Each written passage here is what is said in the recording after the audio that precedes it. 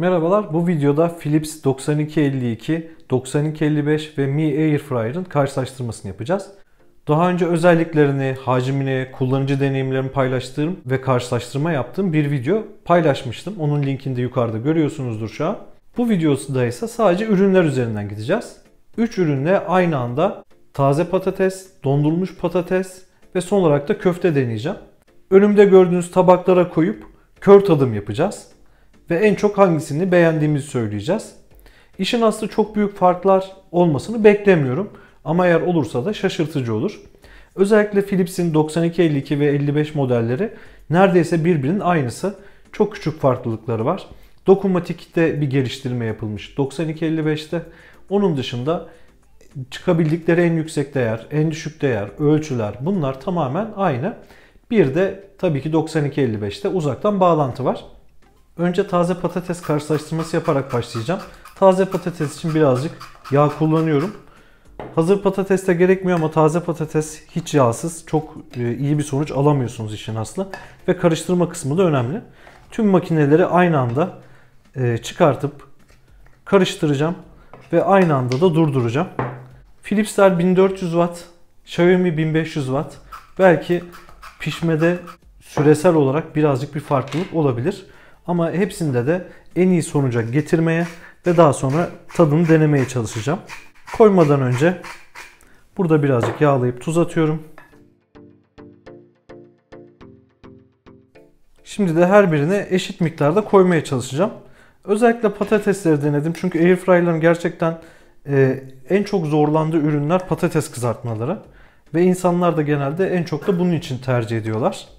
Bence tavuk, köfte, et yemekleri, balık gibi yemeklerde, gıdalarda daha başarılı airfryer'lar.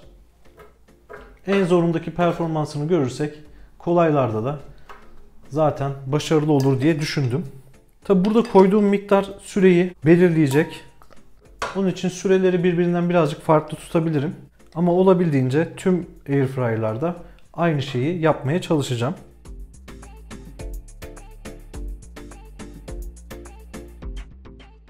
Üçünün de taze patates için önerdiği ayarlar var. O ayarları kullanarak başlayacağım.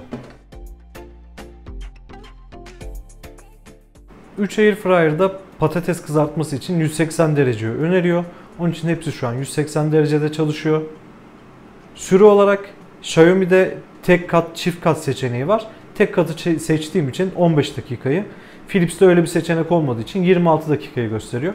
Tabii ki 26 dakikadan çok daha önce tamamlanacak. Burada verilen süreler tamamen öneri niteliğindeki süreler.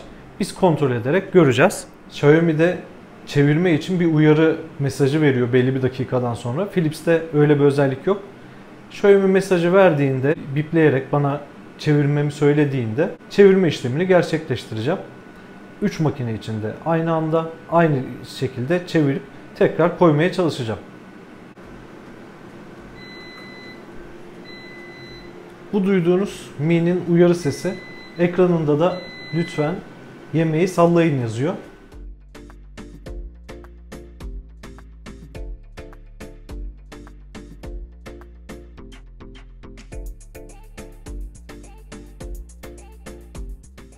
Ne kadar eşit sallamaya çalışsam da tabii ki burada eşitliği yakalamak çok zor.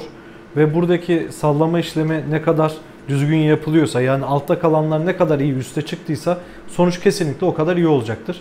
Onun için burada yaptığımız şeyin çok kesin sonuçlar vereceğini söyleyemiyorum ama olabildiğince nesnel davranmaya çalışıyorum.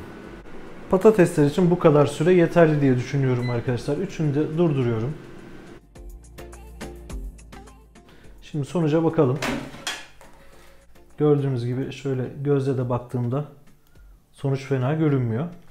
Şimdi bunu arkasında Mi yazan tabağa alıyorum. Tabakları yerleştirdikten sonra eşimi çağıracağım ve bana göstermeden tabakların yerlerini değiştirmesini söyleyeceğim. O ve ben en sevdiğimiz tabağı söyleyeceğiz. Böylece kör tadımımızı da gerçekleştirmiş olacağız. Philips'te de görüntü olarak çok farklı bir durum söz konusu değil. Philips 9252'de de yine benzer bir sonuç var. Diğerleri bir tık daha mı fazla kızarmış görünüyor? Emin olamadım. Ama çok büyük bir fark yok kesinlikle. Eşim bahsettiğim karıştırma işlemini yaptı ve biz patatesleri denedik. Bendeki durum da eşimdeki durumda anlaşılan benzer. Burada gördüğümüz ikisi lezzeti birbirine çok benziyor. Bu birazcık daha farklı geldi. Ve ben bunu daha çok sevdim. Sendeki durum nasıl? Ben de bunu daha çok sevdim. Peki o zaman ikimizin de sevdiği tabak buydu. İşin aslı aralarında çok bir fark yok ama birisi daha iyi demek zorunda olduğumuz için diyoruz. Sonuca baktığımda da arkadaşlar daha iyi olduğunu söylediğimiz 9255 modeli çıktı. Ama dediğim gibi buradaki sonuçlar tabii ki tamamen nesnel değil. Şimdi ise dondurulmuş patatesi yapacağımız test için 3 airfryer'da yaklaşık olarak aynı miktarda patates koymaya çalışıyorum.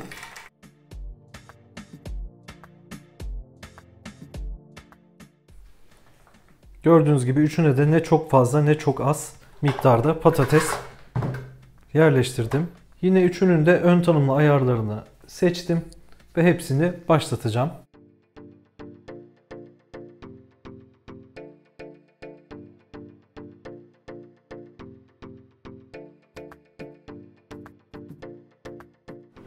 Patates kızartmalarımız artık hazır.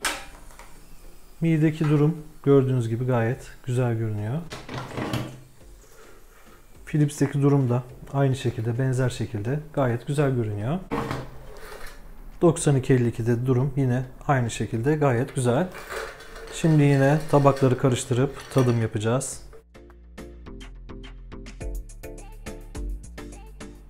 Üç tabaktaki patatesleri de denedik ama bu sefer ne eşim ne ben karar veremedik. Birebir aynı. Gerçekten her şeyi, tadı, lezzeti, görünüşü tamamen aynı. Onun için burada bir seçim yapamıyoruz. Son denememi de köftelerle yapacağım. Aynı yerden aldığım 5'er adet köfteyi yine ön tanımlı ayarlarıyla pişirmeye başlıyorum. Yine pişirme işleminin ortasına doğru 3 airfryer'da da köftelerimi döndürüyorum.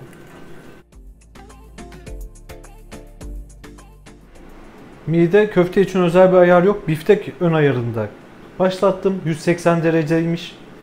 Philips'lerde ise şurada gördüğünüz et işareti olanı seçtim. O ise 200 derece. Onun için Philips'ler şu an hazır. Onları durduruyorum. Mi'de 1-2 dakika daha pişirmeye devam edeceğim. Köftelerimiz artık hazır.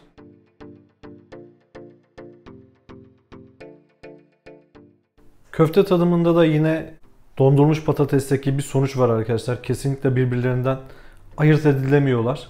İkimiz de yine karar veremedik, hangisinin daha iyi olduğuna dair bir kararda bulunamadık. Buradan şu sonuç çıkıyor arkadaşlar. Pişirme açısından bu üç ürün neredeyse birbiriyle aynı. Bir önceki videoda bahsettiğim özellikleri inceleyip, irdeleyip size uygun modeli seçmenizi öneririm. Bu ürünlerle ilgili söyleyeceklerim şimdilik bu kadar. Eğer kafanıza takılan sorular veya yapmamızı istediğiniz başka denemeler varsa yorum kısmına muhakkak yazın. Görüşmek üzere.